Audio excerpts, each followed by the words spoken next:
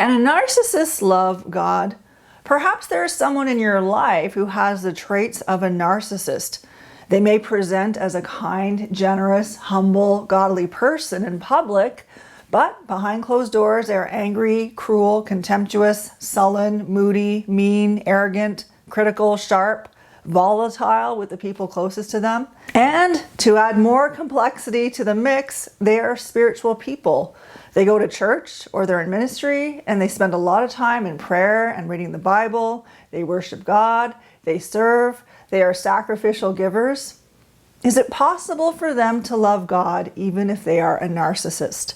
In this video, I'm going to dig deeper into the answer to that question. Now first, before we get into it, for those of you who are new to my channel, welcome. I'm Shaneen Megji. I'm a transition coach. I help people navigate toxic relationships and difficult transitions. Welcome to my channel on Toxicity is Not Your Destiny. My mission is to help people navigate toxic relationships in their lives from a biblical, practical, and spiritual perspective. So if you'd like to receive regular content from me on this subject, take a moment right now, click that subscribe button, click that bell, because I'm going to be bringing you videos on a regular basis to empower you in navigating toxic relationships. I do aim to get a video out each week, but sometimes it does take me a bit longer, so I do apologize for that. So for now, I will commit to saying that roughly every week or so, you'll be receiving a video from me. So without further ado, let's dive into the subject. Can a narcissist love God? Narcissists are pathologically envious, they're contemptuous and full of rage. The famous love passage in 1 Corinthians 13 of the Bible says that love does not envy, love looks out for the interests of others, and is not easily angered. So there is a clear conflict here. If a narcissist is full of envy, contempt, and rage deep down inside, it actually means that they are suffering from a love deficit. It's not that they are just disconnected from love that is buried somewhere deep in their hearts underneath all of their negativity. No, a person who is chronically envious, angry, and hateful does not have love in their hearts. It's plain and simple. If a narcissistic person is telling you that they love you and care about you and doing things that they believe are in your best interests, but they're consistently and continuously brewing with anger and frustration, and they cannot be happy for other people's successes and somehow feel angry that other people are doing well and feel like they ought to have what someone else has, or they're unkind, impatient, believing the worst about you, holding on to offenses and never forgiving you, basically putting you through the ringer for crossing them and putting you down, well, you can be sure that though this person says that they love you, they do not have the substance of 1 Corinthians 13 love for you in their hearts, the definition of love in the Bible. At best, they have redefined what love means to them in their own minds to justify their actions towards you. But it is not the love that is defined and talked about in Scripture. The love of 1 Corinthians 13 is a mature love. It is a love every follower of Jesus Christ must grow into as they mature in their walk with Jesus Christ. The problem with a narcissist is that their love is emotionally immature. It is at the same maturity level as a young child. So think about a 4-year-old. Is a 4-year-old patient, kind, not envious, not easily angered? No. Most 4-year-olds see themselves at the center of their world. They do not think about anyone but themselves. They may go into a tantrum if they don't get their way. They may really love you if you give them the toy or the thing they want, and the next day get enraged at you when you withhold something that they really, really want. And that is developmentally normal for a 4-year-old. A healthy 4-year-old will grow out of that phase, hopefully, as they mature. But the 4-year-old who becomes a narcissist as an adult because of trauma will be emotionally arrested at the age they experienced that trauma.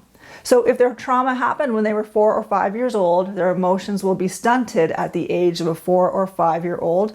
So they will be like a 4 or 5-year-old in an adult body unless they are healed. So how does this relate to love? Basically, the love of a narcissist is so immature, he or she is incapable of loving according to the definitions set out in the Bible. They never matured emotionally, and so they are stuck. And by the way, I don't say this to excuse a narcissist from loving or having empathy. There is no excuse. Healing is available to everyone, including the narcissist. And the narcissist, if they would let go of their pride and arrogance and look in the mirror and ask God for help, they do have access to God's grace and healing power. So as I mentioned, a narcissist cannot love God or people according to the definition in the Bible, because the love defined in the Bible is a mature love, and a narcissist has a mature love deficit. That being said, they are able to show some measure of love, but it is a superficial, immature love of a 5-year-old. A child who may love you one day if they get what they want from you, but throw an adult tantrum the next day and hate you when they don't get what they want.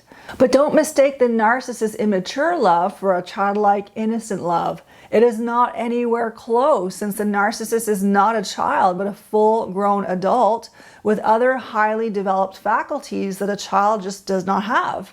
Along with the narcissist's immature love, that you can also call a superficial love, are highly developed sins of the heart, namely pride, anger, hatred, and envy, which have grown and matured like a forest over time and have created a root of bitterness in the heart of the narcissist, which has defiled them and defiled many around them. If you think of the narcissist's heart like a garden of wheat and tares, you might have fragments of wheat which represent love, but there is not much. The roots are not deep, and whatever little there is, they are being choked out by the masses of tares which have grown, which represent their pride, anger, hatred, and envy.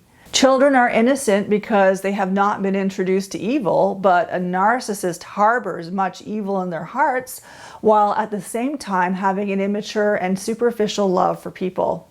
And this is what makes them dangerous to be around.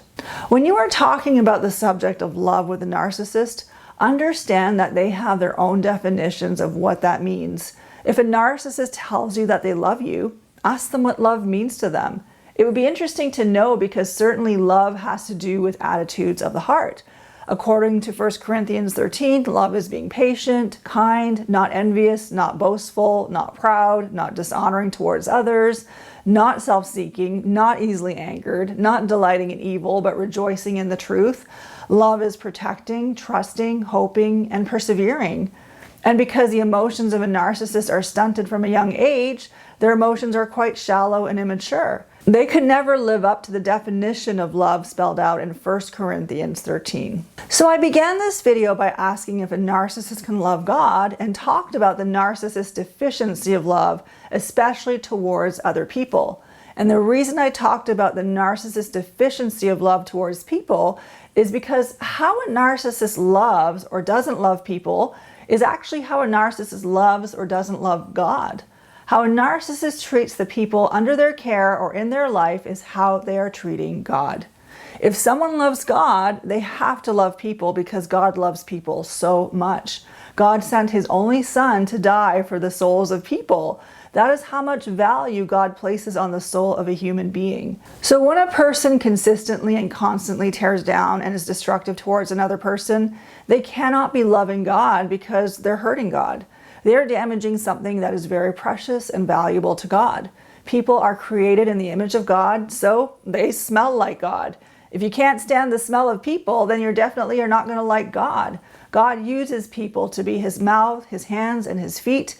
He will manifest Himself and speak through people. So if you can't stand people, you will not be able to stand God. God has shown His evidence of Himself through human beings, or shown an aspect of Himself. So there's an aspect of God already revealed through humanity. So the minimum of loving God is to at least love the little bit of evidence of Himself shown through human beings around you.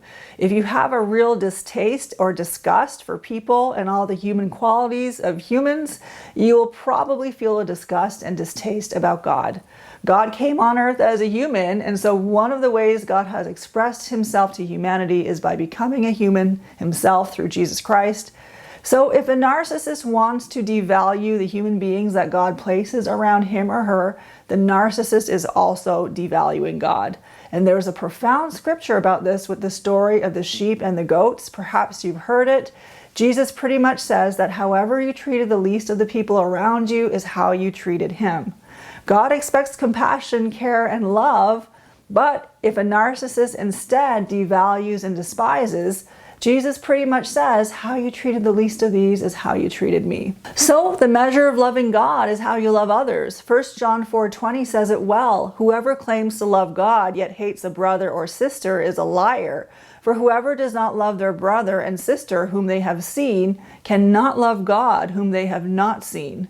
So, according to 1 John 4:20, loving God means loving your brother or sister. It's not possible to love God while having hate towards other people. Being zealous in spiritual activities such as reading the Bible, praying, going to church, and serving in ministry does not mean there is love in your heart towards others.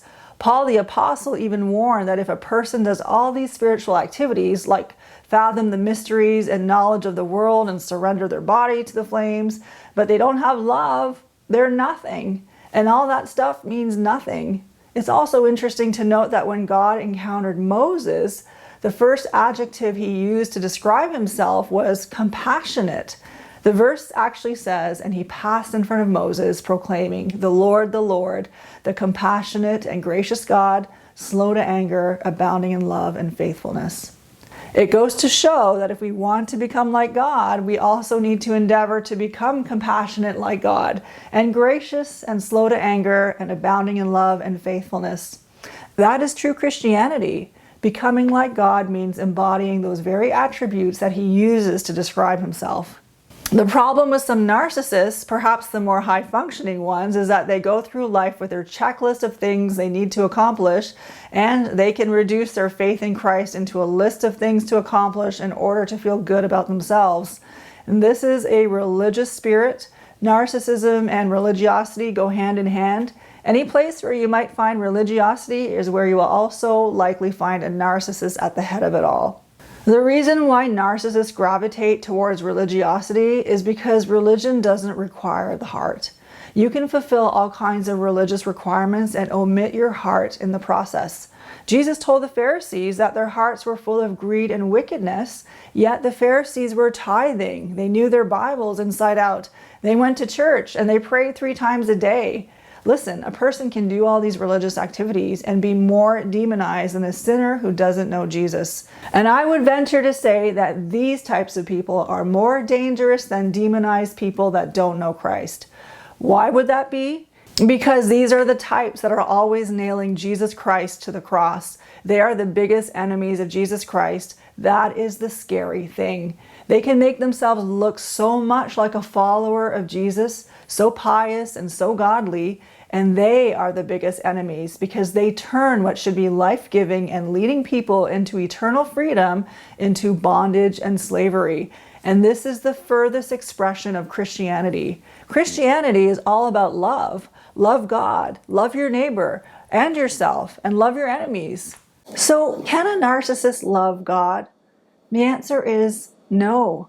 Narcissists at their core are enemies of God, disguised as followers. They are the Judases and the Pharisees who appear to love God, but they are actually against him. So I hope this video was helpful. I hope the insights I shared were helpful. If you're thinking of leaving or have left a toxic environment and you're in a season of transition, check out a free training I have put together. It is all about 3 key ways to navigate a difficult transition. These are things that brought a massive breakthrough in my life when I was going through a difficult transition. I have included the link in the description box below. If you would like to see more content from me, subscribe, click that subscribe button and click the bell so that you can get the alerts, because I will be posting regular videos to empower you on how to navigate toxic relationships in your life. If you like the video, please give it a like. This just helps me to know what kind of content to produce. And if you have suggestions of other topics you would like me to cover, please feel free to drop your ideas in the comments section. I do read them. Thank you so much. I appreciate you. Thank you for watching and listening. I look forward to seeing you in the next video.